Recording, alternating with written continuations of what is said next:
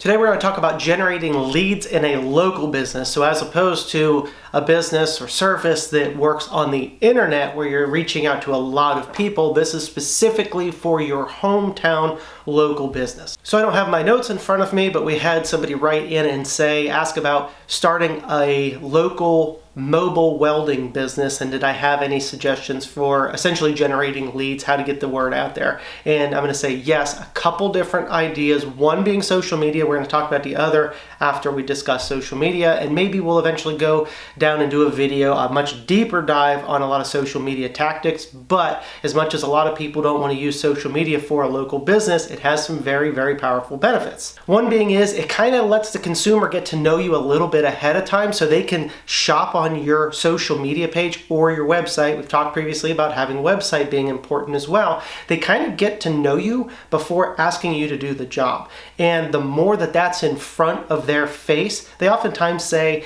that it takes the average person seeing something about 7 times before they are willing to make that purchase. Now, in the case of something like, let's say, mobile welding, you need a specific service, so therefore you're going to go you're not trying to sell that all the time. However, if you have a social media page that is targeting people locally, and I can explain a little bit of that, at least in this video, but if you're targeting local people with your ads, and we'll discuss on how to pick that ad, because this is all very important, then they will have seen your face multiple times. Therefore, when they need that job done, you're going to be the guy that they're like, I remember there is a guy locally, I see his stuff all the time, and they're going to be more willing to call you first because they already feel like they kind of know you. So the tactic then that I would share with this is mobile welding service. A lot of times, even my good buddy Joe, he's got a flooring business. You're not going to get a ton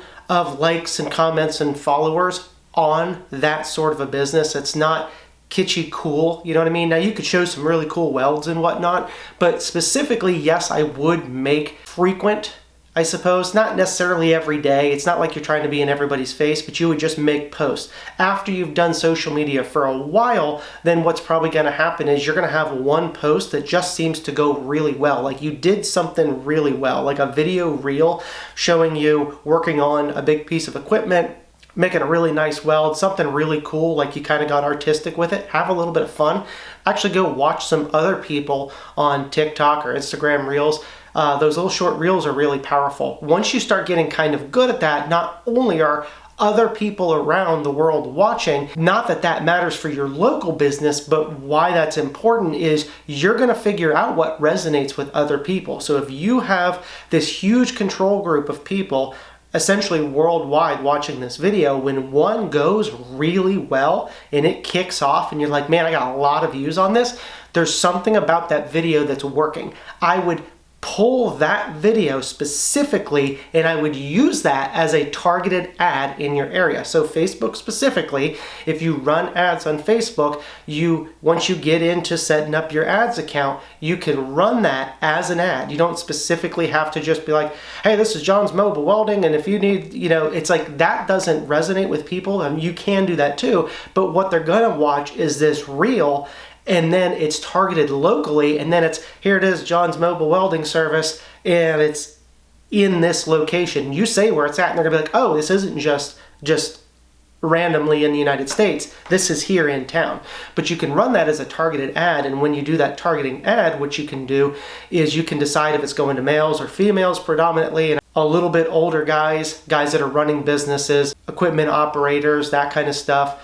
Whatever it is that you're working on, I don't specifically know, but you can target kind of the age range it goes to, the demographic of people, the gender of people, and then also a range on how far that ad is going to stretch out. So you might set that ad for 20 miles away or 50 miles away or 12 miles away or however far you are willing to travel to work. You can set that distance in your targeted ad. So therefore, only that small group of people in your community and the outside outlier communities are going to see your ads. So this way, when you pay ads, you're not paying for an ad for your welding company in Nebraska and then some dude in Idaho is watching it, and it's not going to do you any good. So targeted ads are really, really powerful, and then taking that video that just happened to pop and do really well and running it as that targeted ad, that's going to really start driving people's memory to give you the business when they need it. So that's the power of social media. Now, the other side of this is thinking about who your customer is, which you should already pretty well know. It's not like you're going to be going to the local Walmart and then telling them that, hey, come hire me to weld your stuff. They already have a system in place for that. That's not who your customer is going to be. If I had to take a guess, purely speculation, I would say it's probably big equipment operators, trucking companies, shipping companies, anything with a lot of large equipment, maybe something ag-related, I'm sure. So you're going to be wanting to target those people specifically. Now, if we're not talking about social media, but I would still use that social media, I would go to the places that specifically are going to have those types of people showing up to work there. And I would say, or not show up to work there, show up to shop there. So I would specifically go to places that your customer base is going to be, which is going to be stuff like heavy duty hardware stores, like all that specialty stuff. I'm not saying like the normal Home Depot or Lowe's. That's not really going to fit the bill per se. Maybe you might find some of those. This is where I would keep certain business cards or magnets or stickers and use that as an opportunity to basically advertise to people that you're picking up at these local places. So if you're talking about it's being at an ag store, feed store, large equipment operating, a place where people go to get their tractor serviced, whatever it is, I would reach into those people and then offer them maybe even a little bit of discount work to get started, as long as you could advertise for your business through their business. So you kind of got to be a little bit creative with that. But one of the things I would do is, if you can find some of these people to approach, once you know who your audience is, I would specifically go and approach these people and say, hey, I'm John, I'm doing a mobile welding service, I've got this. I wouldn't do it without their permission and just go slapping stuff on, because then people are like, well, the nerve of that guy. I would say, hey, I got a magnet and a sticker and a business card. And why that little magnet would be important would be, a lot of people have metal toolboxes and you stick that magnet to it. Okay. Now, this is a great little trick that I picked up from a company that I buy sanding belts from, my belt sander. So all the time I used to just try to do a Google search and find out who I'm buying these belts from, and I can't remember where I bought the last thing from, and I don't want to go through all the old orders to find it. Well, so I bought these big sanding belts to fit my sander from this specific company, and in the box there was just a little sticker that had their logo on it and their name. And I thought, you know how handy this is? I no longer have to hunt down who I'm going to buy these belts from anymore. I took that sticker and I stuck it right on the side of my sander. And then I also wrote the length of the belt that I needed right underneath it. So now every single time that I need new belts, I don't have to guess about where to buy them. I already know, because there's a sticker. I can tell you what it is right now. It's Empire Abrasives, because I don't even have to have that sticker anymore, because I've seen that sticker so much.